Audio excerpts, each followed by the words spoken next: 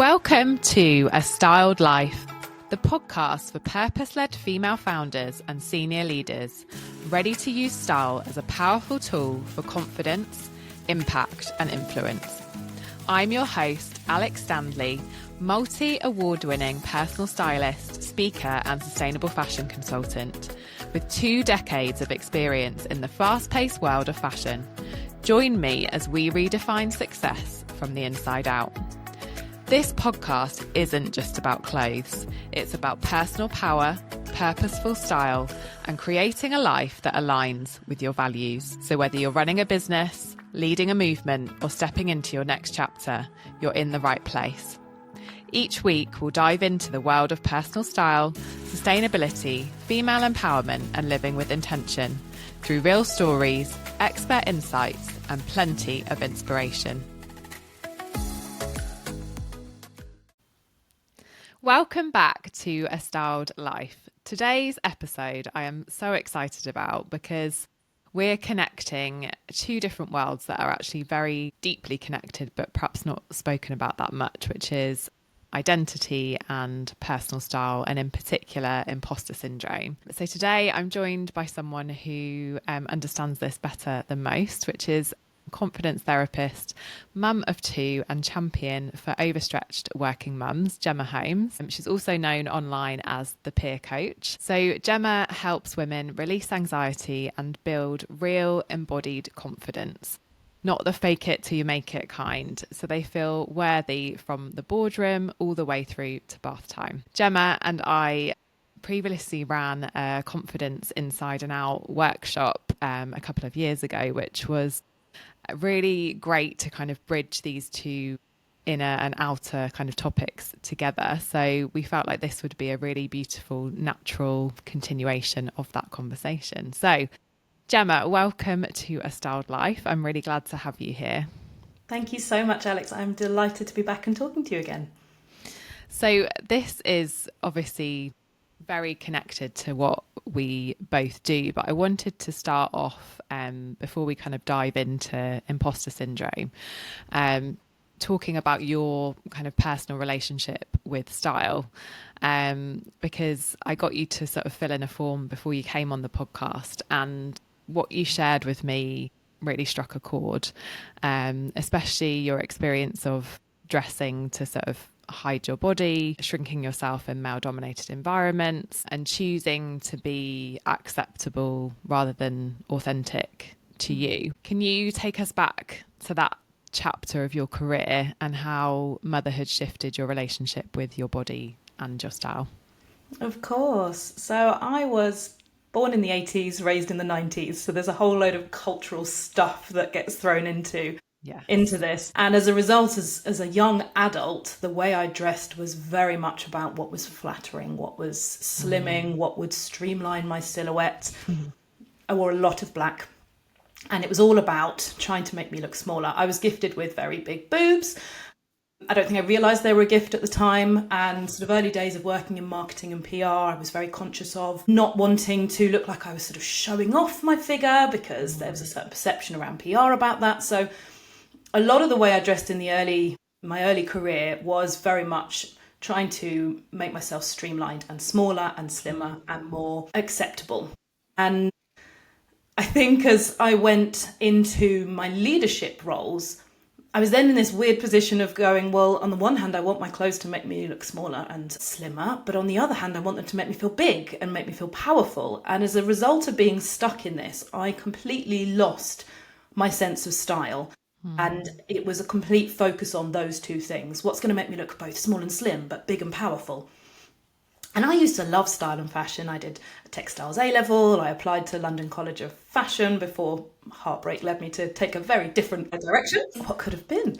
But I completely lost that love and that connection with style, and it became very functional. And I mean, that very much fed into the imposter syndrome. All the more, it certainly did not help. And I lost my sense of self in my early leadership roles, but I very much lost my sense of style as well. And it was really only coming into motherhood that I having gone through all the practicalities of what clothes need to be when you're pregnant, when you're breastfeeding and so on, came out the other side and realised that my body's amazing. I have a full appreciation now for what it's done, what it can do. And I'd finally stopped dressing for being either acceptable or what other people expected me to be. It was no longer about what made me look smaller. There was certainly a postpartum period of dressing to ensure I didn't still look pregnant, which a therapist would have a field day unpacking. Once I got beyond that, now it's about what makes me feel good. It's about dressing for the mood I am currently in, rather than trying to use it to shift me into another state of mind. And I think the way I see it is, it's almost like, with power poses. There's the belief that power poses can make you feel really confident. But actually, the research has found that they are amazing to help you sustain a feeling of confidence. But they're not necessarily going to get you from feeling utterly rubbish to feeling amazing. And I kind of see style now as the same sort of thing of dress to what you are currently feeling and what you want to amplify. But if you just use it like I used to, as almost a costume to mask all the underlying stuff and hope that that's going to be the one thing that will make you feel really powerful and really amazing, it's probably not going to work.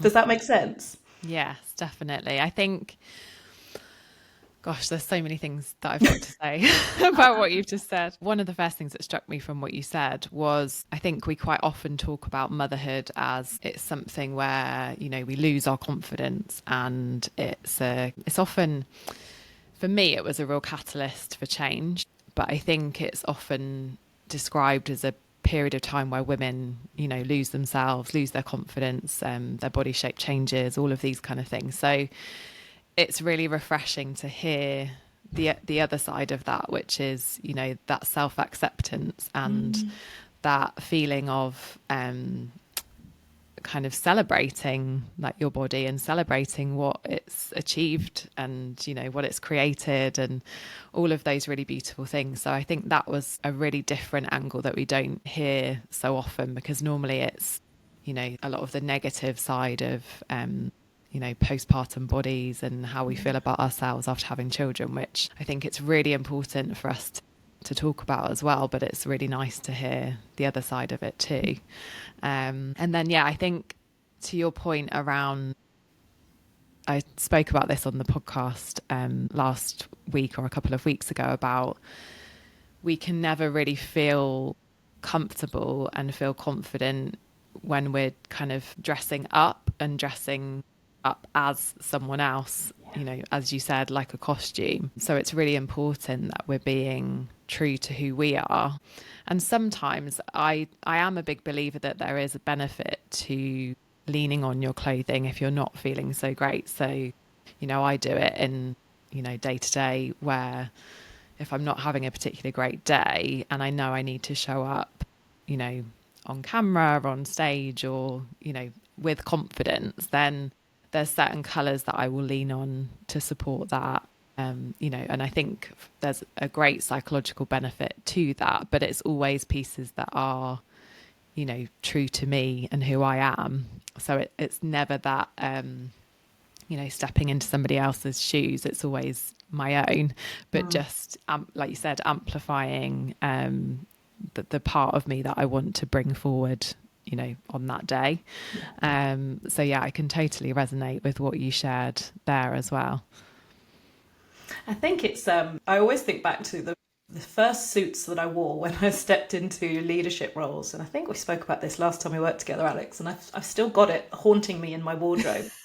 This very shiny silver suit from Next with these big shoulder pads. And I was adamant this was the thing that was going to make me feel like a really good leader. And I strutted in on my first day and I thought, I've got this. And then I sat down and I was uncomfortable. I looked ridiculous. I mean, these shoulder pads were excessive. And the weirdest thing from my colleagues must have been that I'd gone from being a peer to suddenly being their manager. And I had turned up suddenly wearing something I'd never worn before. And it was like, who is she? And so I felt the disconnect. They felt the disconnect.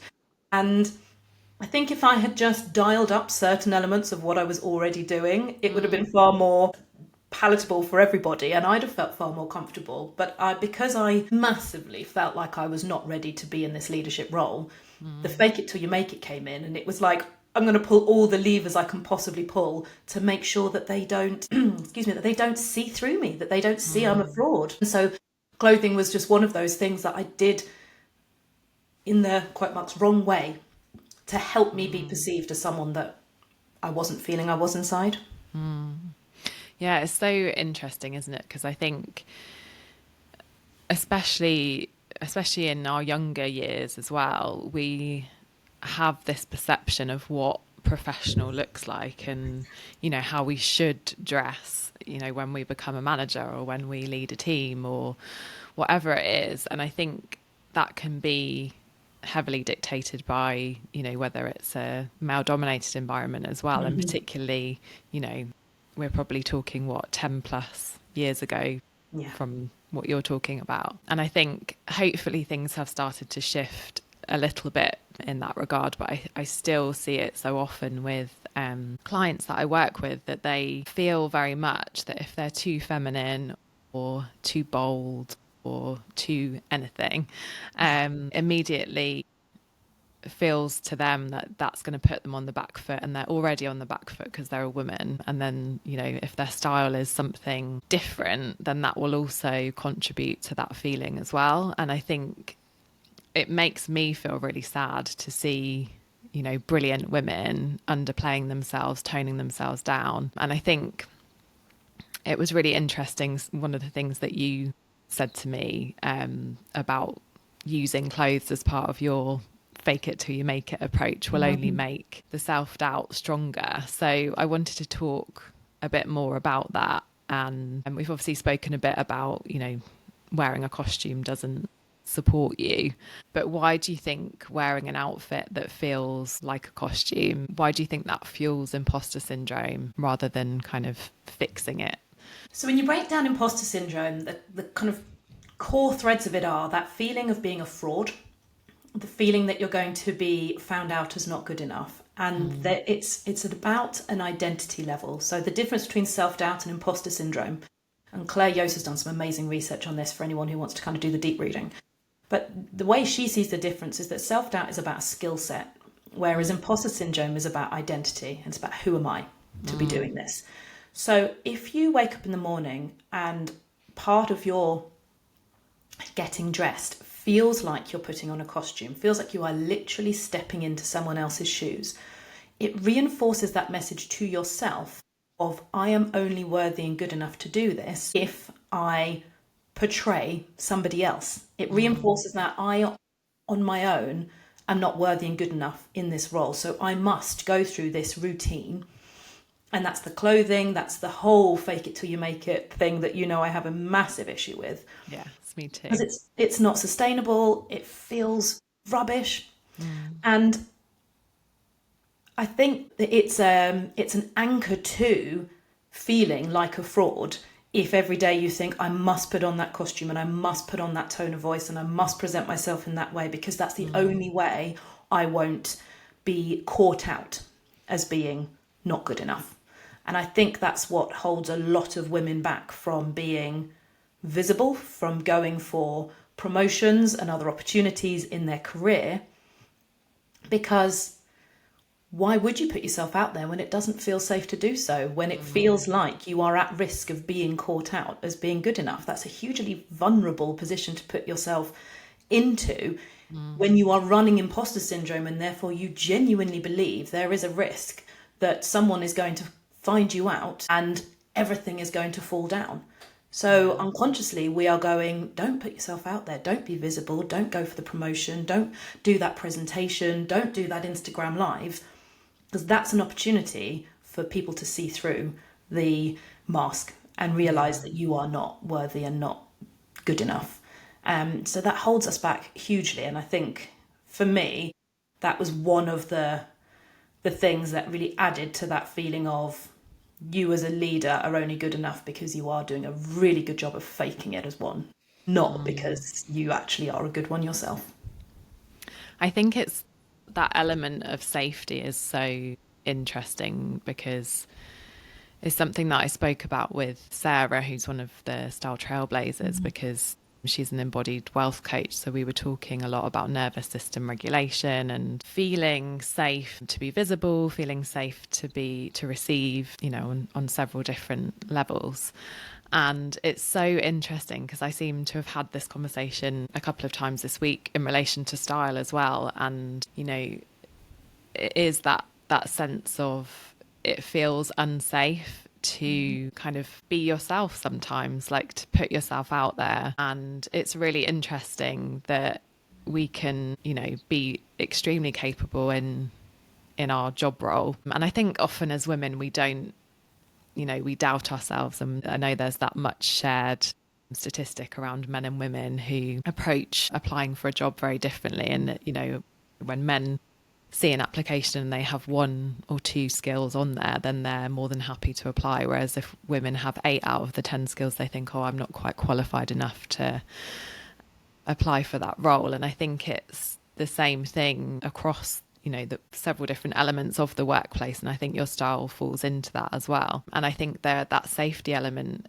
comes through a lot, and I think it's not just related to those feelings of too much, too bold, too feminine, all those kind of things that we've said. I think it's also around in male dominated environments as well. Like I was speaking to somebody the other day who was saying she didn't want to be too sexy, or she wanted to wear heels because heels were part of her kind of uniform of what made her feel good and what made her feel confident and just the woman that she wanted to show up as. But she worked in quite a male dominated environment, and she was scared's probably not the right word, but she felt unsafe showing up in that way because of the way that might be received by men in the office. She was saying she would cover up her cleavage and her top half because again she didn't want to not be taken seriously and to be almost sexualized in a way. So I think there's so much nuance for women that men don't necessarily have. Not to say men obviously suffer with the same kind of symptoms of imposter syndrome and body image issues and all of that kind of thing. But I think sometimes for women there's a whole other level to unpack around safety as well, which can obviously come into all of these different areas. Absolutely. What's so interesting is the latest research is showing that whilst it's the numbers in terms of women versus men experiencing imposter syndrome are not vastly different. It's the impact it has that's different. So it's something like just over half of women and just under half of men experience imposter syndrome thoughts or feelings on a daily or regular basis. I think this is also Claire Yose's work. But what has been found is that whereas women will experience imposter syndrome thoughts and feelings and then hold themselves back as a result because it does not feel safe, men more typically will push through those thoughts and feelings, do the thing anyway, and then deal with the repercussions afterwards. And that's where some of the more maladaptive coping strategies come into play, when they are then dealing with that sense of, oh, I did that thing and it didn't feel safe, and this is now how I feel about myself, and it might go and lead to some unhealthy habits, for example. So it's not that men don't experience it, it's just that what they do with it's different. And when we experience it, we hold ourselves back from being visible, and we just don't want to let ourselves go there. And it's hardly surprising as well for women of our age who grew up with that culture where women who did show up and who were visible and who were seen to be more confident were labelled as brash, as brazen, as masculine, as cocky, as aggressive, and were also critiqued on every level for how they showed up and their appearance and what they wore. So it makes sense, doesn't it, on so many levels, why we hold ourselves back, because we know in the past that women have been heavily judged when they are visible. But also when your imposter syndrome is saying to you, this is a really unsafe thing to do, because if you show up, you are going to be found out to be the fraud that you always believed you were, then that's flooding your body with everything it needs to hold you back from taking those opportunities. It's so common. It doesn't mean that it has to be that way. And thankfully through therapy, you can let a lot of that stuff go.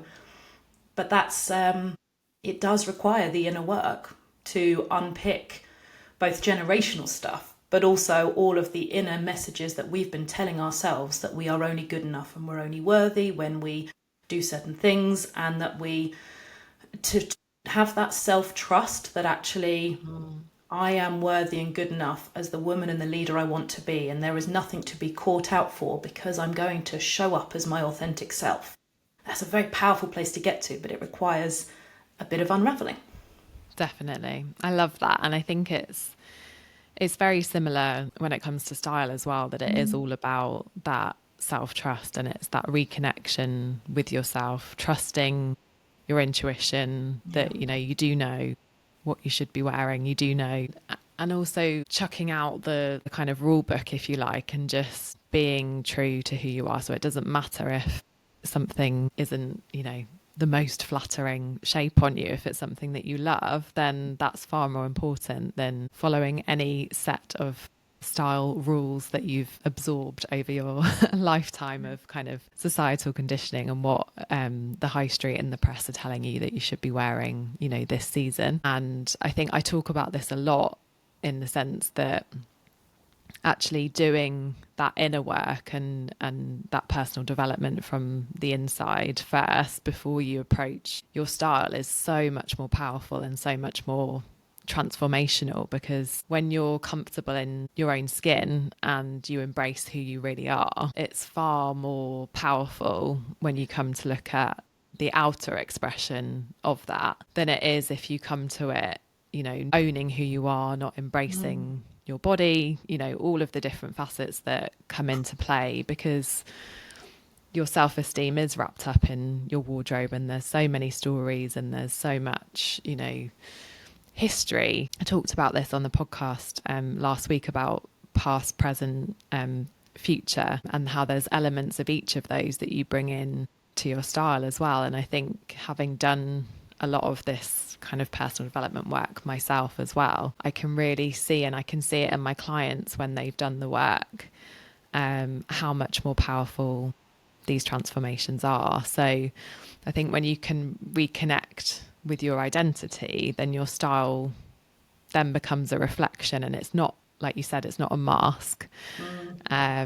It's getting dressed becomes less about getting it right and, fear of judgment and what other people are going to think. And it's more about being, rooted in your own identity, feeling really confident. And as you just said, having that feeling of power in how you're showing up and being really confident in that person. So I wanted to talk about another kind of reflection that you'd shared with me around the chapter with your style where breastfeeding and motherhood meant practicality had to come first. And I think that's something that a lot of women can relate to. It's certainly something that I felt in my wardrobe, especially because of my background. Like, fashion was obviously a huge part of my day-to-day life. And when I was in that newborn, and I think I probably breastfed for about 9 months, I felt like my wardrobe just shrank because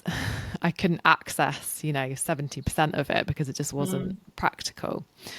So how did you find your way back to your style after that? I'd love for you to sort of talk us through what that experience was like for you. Yeah, of course. So for me, the challenge came down to a lot of breastfeeding specific clothes are not made for women with big boobs.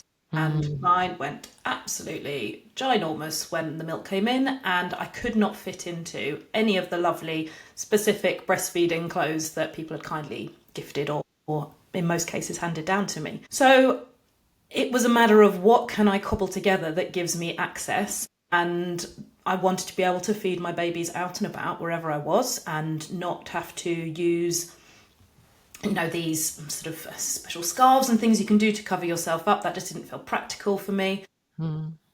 So it came down to access. But the trouble with big boobs is that buttons are often not your friend unless they fit you well. And so, yes, you could wear, big baggy shirts that enabled you to unbutton things down. But the gaping of the buttons, even pre-pregnancy and breastfeeding, has always been an issue for me with stuff that you would open from the front. I was a big wearer of dresses before I got pregnant, but high neck dresses, you can't exactly lift the whole thing up to feed your baby in a coat. So for me, I discovered a dress from, I think it was called Juno Jack's. and it had a zip at the front, and underneath the zip it had a band that meant that you could unzip yourself completely, but there was a little bit of discretion there to cover your boobs. And I basically discovered zips for the first time properly in my 30s. Was like, this is a game changer, because I felt like I didn't need to wear something hugely baggy just so that button up worked. I could wear things that were a little bit more celebratory of my figure, but I just found the zips quite snugly brought everything back in to a place again once I was done feeding. And that was my entry into jumpsuits, Alex, and you know I love a jumpsuit, but it meant that I could have any access I needed to, but still feel a little bit put together and have that element of playfulness and practicality that, you know, if I needed to be on the floor playing with a little one, I could, but I still felt it was a kind of a put together outfit. It gave me the easy access I needed. I've always preferred structured clothes. They just make me feel good. And so jumpsuits ticked all the boxes. And I then found that when I was doing workshops and presentations, it also made me feel powerful. It made me feel that combination of playful and authentic, and this is me, but also that it was a put together outfit. And so, yeah, it's kind of my go-to uniform now, and not in the sort of mask costume way, but in the when I put on a jumpsuit that fits me well, and I zip my boobs in, and I've got my jewelry on, I can strut, and I can, whether I'm performing on a stage or whether I'm taking my kids to soft play, that feels like the real me. So I put it all down to zips, Alex. Game changer. I love that, but I think that's true at any stage of life. You know, we go through so many different transitions in life.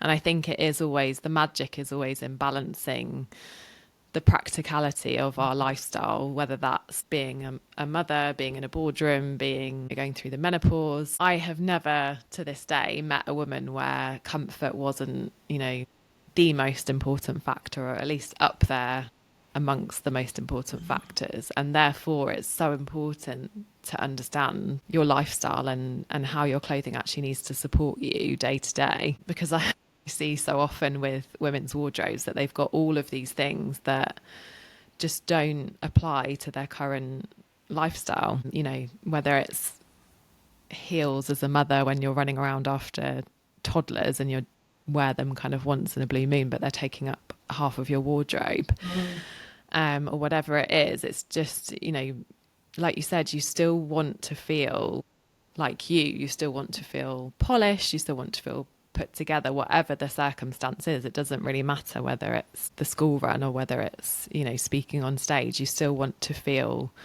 really powerful, really good. Like, you want to feel, without sounding really cliche, but like the best version of yourself. And I think your style can really support you in that, but it can also do the complete opposite as well. And I think this is what I've seen a lot, you know, post pandemic and Zoom era, is that people got so used to and so comfortable with just staying in athleisure, you know, from morning to evening, regardless of whether they were working out or not. And I think we underestimate the impact that that can have on our mindset and on how we're showing up, and how we're not just how we're physically presenting ourselves, but how we're actually, you know, how productive we're being in our work and all of these things. And I think we really, really underestimate the power of our style in that sense. I'm a huge advocate, obviously, for being comfortable, being yourself. But I think we've almost, I don't know, undersold ourselves with that feeling of like, you know, you just do you, you just, you know, wear what you want to wear. It doesn't matter what you look like. And whilst I agree with that, I think it's almost allowed us to fall into this trap of, oh, I'll just wear that because that'll do, and I can't be bothered. And actually that doesn't make us feel our best, and it doesn't support us. So I'd be interested to hear from a kind of psychological point of view what your thoughts are on that as well. Yeah, I mean, the first thing that comes to mind is that I think comfort doesn't always necessarily mean casual or sloppy. Comfort is a state of mind as much as it is how the clothes feel on your body. I've got an entire wardrobe still, I need to do some work with you, Alex, of a ton of dresses from my sort of 20s and 30s when everyone was getting married and you had 9 weddings a year. It's endless rows of dresses. And at the time, I'm not sure I felt great in any of them anyway, looking back. But I certainly know now if I put them on, they would not be comfortable because they are not a representation of me. But also, just they're too short. I'm 40 now. I wouldn't wear some of the dresses I wore when I was 20. But when it comes to confidence, courage comes always before confidence. And I think often comfort needs to come in to play to enable you to take courageous action. So if you imagine yourself at a wedding wearing a dress that does not feel comfortable, does not feel like a representation of you, are you going to be the first on the dance floor? Probably not, because you're judging yourself, you're thinking about what everyone else is thinking about you. So if you don't feel comfortable in the clothes you're in, and by that I don't mean, your stretchy at-home comfies, but comfortable in the way we're talking about, then you're not going to take courageous actions, and you have to have courage before you have confidence. People often assume that you will feel confident first and then you'll be prepared to take courageous actions, and it just doesn't work that way. No. The other thing I think I was thinking of when you were talking was about the idea of personal brand. And people often assume that because I'm a confidence therapist, I'm only focused on the inner work and that nothing, the outside stuff doesn't matter. It does matter. It absolutely matters. And when you are a woman in a leadership role or a business owner, we all have a personal brand, whether we like it or not. And it's whether we choose to influence it or not. Your brand is what other people perceive you to be. And so there is a fine balance of not over obsessing about what other people think of you, but also being mindful of, if you want to do the really great, impactful work that you believe you are put on this world to do, then other people need to buy into you. And so there is an element of being mindful of the personal projection that you are putting out there. And so in the work I do with women, it's about understanding that there is a role for both to play. But if you jump to personal brand too quickly, and it's just about, again, going back to what you think people expect you to look like, or what you think a good leader or business owner would look like, then it's not going to feel comfortable, and it's not going to feel good, and it's not going to be sustainable. But if you do that inner work first, then your personal brand becomes a reflection of who you truly are, and that's where comfort comes into play. And so there is often a whole load of stuff that we need to clear out first before you can then get to a place of going, okay, I now feel connected with myself and who I am and who I want to be. How do I now outwardly portray that in a way that feels an accurate and true reflection of myself? Definitely. And I think it's interesting, isn't it? Because people can feel very triggered by, the quote of, people make a first impression of you in the first 7 seconds of meeting you. And I've had it before where people have said to me, but that's not how it should be, and that's so surface level, and all of those kind of narratives. But actually it's just human nature, and whether we like it or not, that is what happens. So it's almost reframing that and using your style as the silent communicator that it actually is, because it is, and I think, like you said, if we can get alignment with what we're wearing and what we want to communicate and the work and the impact that we're here to create, you don't actually need to spend very much time thinking about it, because it's so aligned with who you are and what you want to portray and the work that you're doing, that it doesn't really require that much thought, because it's just an outer expression of who you are. And I think that's the thing that is so often misunderstood when it comes to style, because we do get quite caught up in external validation, and that's not really what it's about. It's much more about that inner connection, and the truer that you can be to yourself, you don't then have that, like you said at the very start of this conversation, you don't then have that disconnect.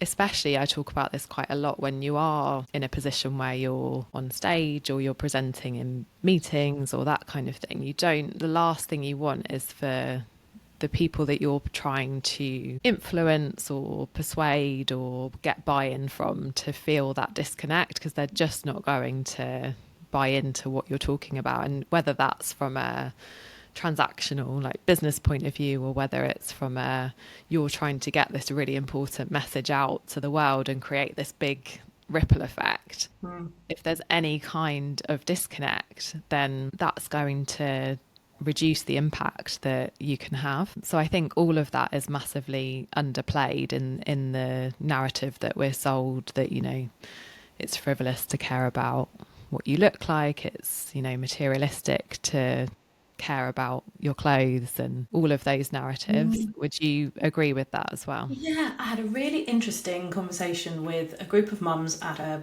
sort of women's circle once, and there was a real sense of if you are truly confident, then you wouldn't need to wear makeup and you wouldn't need to worry about what you wore. And there was almost this question mark of, hang on a minute, you're a confidence therapist, you work in this space, yet you wear makeup and you seem to care about what you look like. What's that about? And is that an inauthenticity that's showing up? And we had a long chat about it, and there's no right or wrong. It was a very really good, interesting discussion to have. But the point that I was sharing was, it depends on the reason why you are doing it, and people can sense inauthenticity a mile off, and people buy into authenticity. People buy into the real, fallible, imperfect nature of humans, and so if you are dressing a certain way and putting on makeup and doing all of that purely to try and get the buy-in from other people, they will sense it. And it's something you can pick up on. But if you do it because it makes you feel good and it helps you to connect to a version of yourself, because we all have many versions of ourselves, and I have a version of me that does the school drop off, is probably not my best version of me, and then there's a version of me that does work, and then there's a version of me that, you have all of these different roles.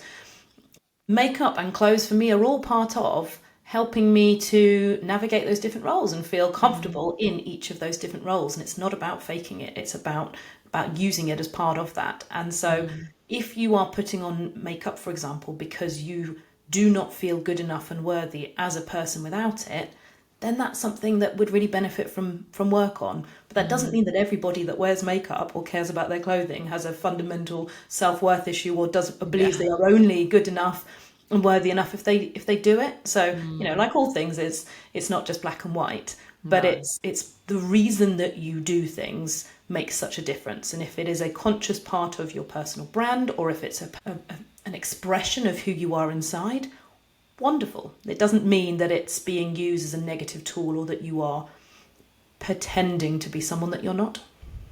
Yeah, definitely. And I had somebody say this to me last week or the week before when I went to an event, and she said, something that I really value in you is that you are not afraid to show up in your own kind of individual, unique way in rooms where a lot of people don't, because they're kind of scared to do that. And she was like, that's such a powerful message in itself that you're giving to other women, that it's okay to show up as an individual, as yourself, and you're giving permission just through how you don't even have to say anything, but just in the way that you're showing up and being yourself. And that really kind of struck me, because it's not something that I don't intentionally go out there to make other people, give permission to other people, as much as that's a huge part of my work. And I do, I spoke about this at masterclass that I did the other week, that it's your permission slip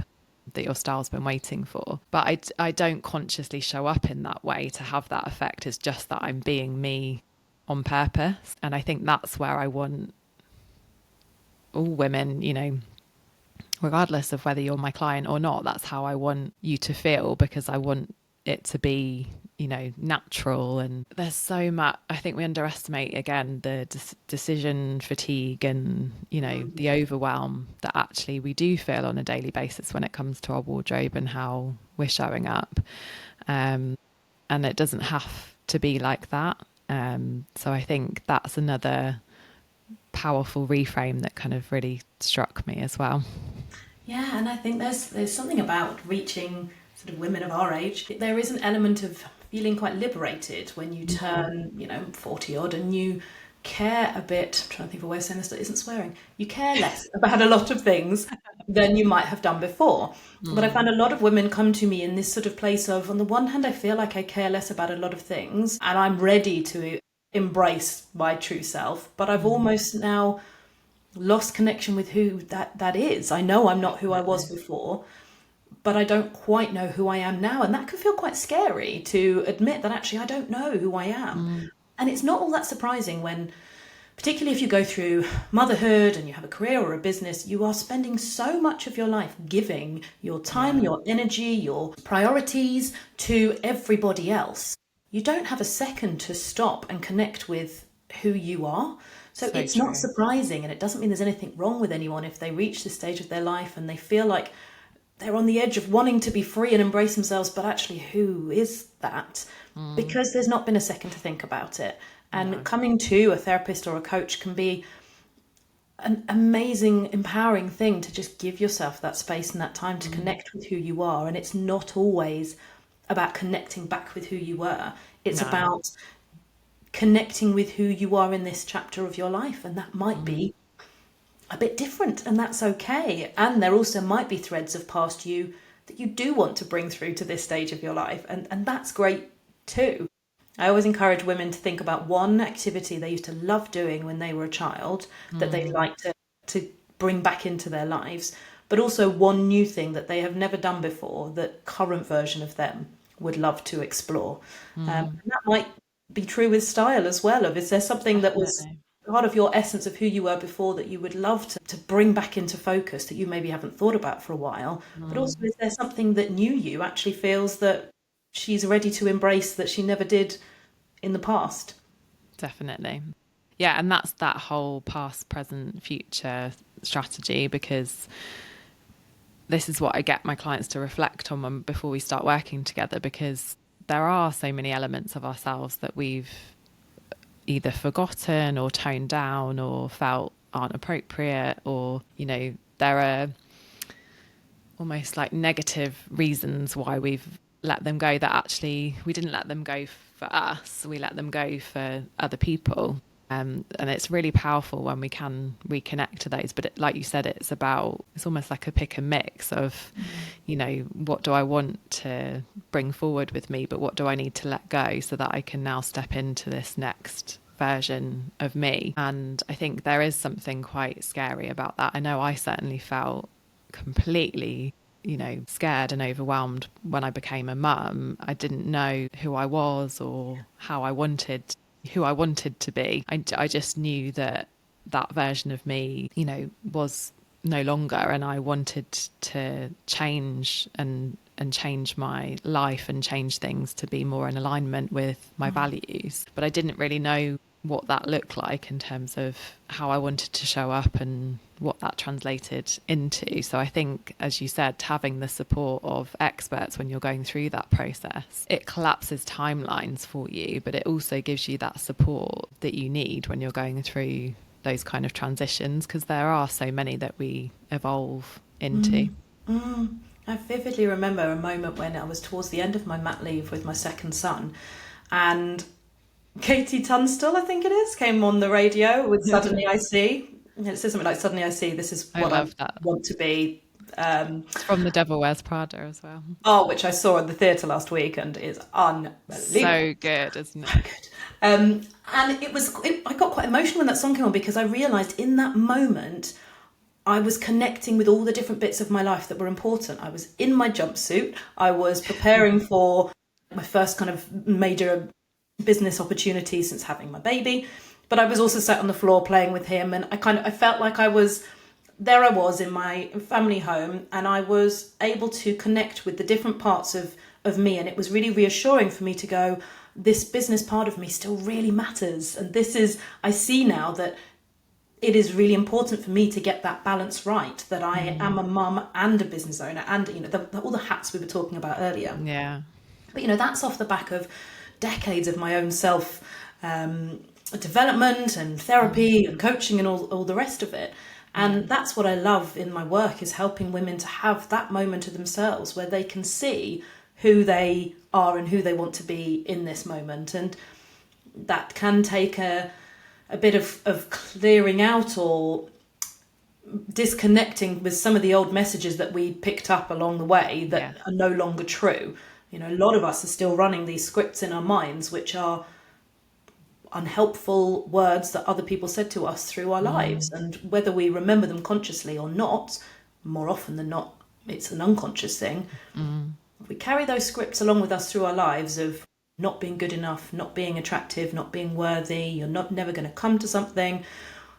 We bring them all the way through. That's a complete blocker to enabling us to be the person we want to be now. And when you start to let go of some of that stuff, that's when you get that clarity of, okay, if none of that is true, what is true for me now? And seeing it as not a fresh start, but a fresh opportunity to, with that kind of, quote marks, baggage gone, who do I want to be now? What is important to me now? What are my values now? What are my strengths now?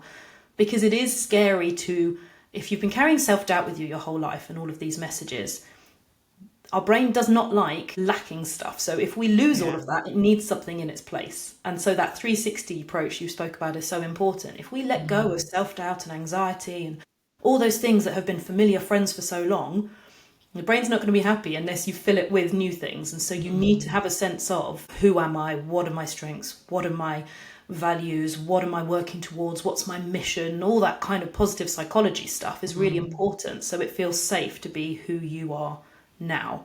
And so that little Katie Tunstall moment is what I so love seeing in whatever way it shows up in the women I work with. If that moment of, I feel safe to be me, and I get who that is now.